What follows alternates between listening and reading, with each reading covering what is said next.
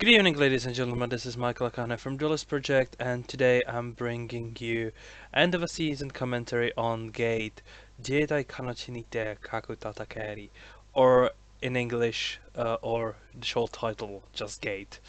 I'll be covering both seasons. The first season, which aired in summer 2015, and the second season, which aired in season of winter 2016, because it's actually one story bit split into two seasons, and probably done for production reasons. And yeah, as always, let's have a look. What is Gate? Gate is a military anime set in a fantasy world, and there are a lot of side genres. I would say there. I would put a slight romance there. I would put action adventure. Yeah, there is a lot of things involved in Gate. Virtually, yeah, I forgot. It's brought by A1 Picture studio, and yeah, that's it. Uh, Moving on to the, let's say, the usual review. Story wise, or it's been slightly boring and interesting at the same time. Let's put it this way: it was interesting, boring, interesting. Virtually the middle 12 episodes, because the first season has 12 episodes and the second one has 12 episodes as well. Uh, were kind of boring. The middle 12, because the beginning started with really nice epic battles where the Japanese SDF went into this another world and just and fought against the indigenous peoples, or how to call it, or the natives, which were stuck in the medieval period. And imagine how a medieval army fares against tanks, automated rifles, and etc., etc., etc. Yeah. Then it kind of slowed down. Became the first season became really slow paced, and it ended like that. The second season started very slowly, and were at very weak point as well. And I wasn't even sure if I wanted to finish the second season until again the last couple episodes went in and started being interesting. Yeah, I mean, story-wise, it went. There were a couple main story arcs. I mean, first the establishing the base, then expansion, then the fire dragon, and then the conclusion, if we can call it like that. And each of them stretching about 6 episodes, plus minus. I'm not being awfully strict with the episodes per arc, but yeah, there were a lot of fillers as well, especially in that middle 12 episodes, where they were trying to expand on the story and the characters, which they did, but it kind of ruined the pacing. Then again, it still managed to do some interesting and funny things, which probably would have earned it a comedy tag as well. So yeah. So story-wise, it was pretty. I don't want to say simple written, but there were some really interesting pieces of writing there, and some of them went into really interesting areas. So, and they were some of them were really well executed. Some of them were a little less, but some of them were quite well. So it still is one of it's still it's not the best. It's not the best series of the seasons, and it's not the worst series of the seasons. Meaning story wise, uh, of course, some things could be improved. Some things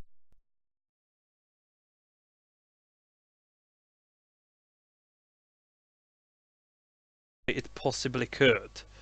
So it's hard to actually say what could have been done better. But yeah, because the scenes were quite crucial. Maybe to make them faster paces, but then again, it would probably ruin it. So it's hard to say what exactly went wrong in that middle bit. But again, every writer writes a piece of or couple chapters which are weaker than the rest, and it cannot be held because it's just how it goes. So it's just, I would say, a fate of creativity. Sometimes it just doesn't go well. So yeah, character development. There were some really interesting character development and really interesting characters uh, in the anime. I would start with Lieutenant Itami. I think it's Lieutenant, yeah. Uh, or maybe he's a right rank higher, can't remember. With the main protagonist Itami.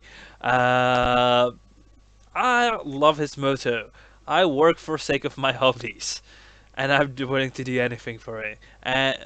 Doing anything for it. He is a hardcore Taku, and the disparity between being really responsible senior officer and being this hardcore Taku who is it's makes a really interesting character, and the idea of executing a character like this is just a brilliant one. The contrast between the daily life or on duty and off duty is just awesome.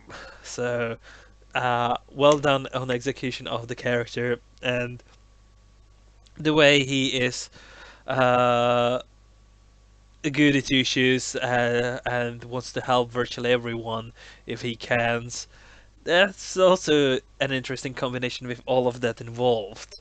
So yeah, there were with other characters like Tuka, who spoilers went crazy. Or I mean, she's crazy from the very start, but she went even more. That's one of the show things which I kinda did not like in the show because she was a psycho in that middle bit, and that was kind of hard to stand. It's just like, why do I need? Sorry about that. Why do I need to, or why am I watching this? I'm just like, this isn't my cup of tea. I do not need to watch somewhere where is a psycho and nobody's doing anything about it. And the way how they cured her, it's just come on, yeah. I mean, in the end, it didn't fix her character much, so she's this kind of still kind of weird character from start to beginning. And yeah, uh, animation wise, animation and sound. Animation wise, it was really interesting. They had some cute drawings, some really good special effects with all the explosions going on, with all the shootings, nice contrast of modern world and medieval world, really nicely put together.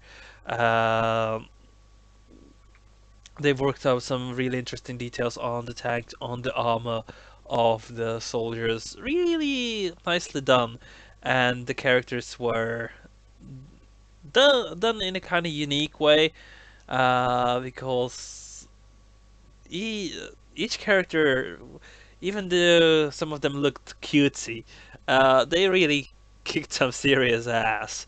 So yeah.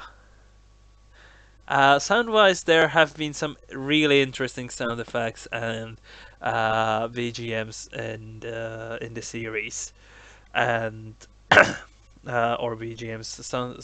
Some of the really interesting sounds and music involved in it, uh, and even the ending and opening songs were quite good.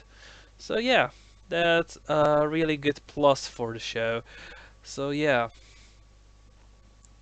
Uh, as usual, let's go to picking a favorite character. I have two. Uh, two of them. I'll have to do number one and two because one is a side character and her character wasn't explored a bit, which is kind of shame.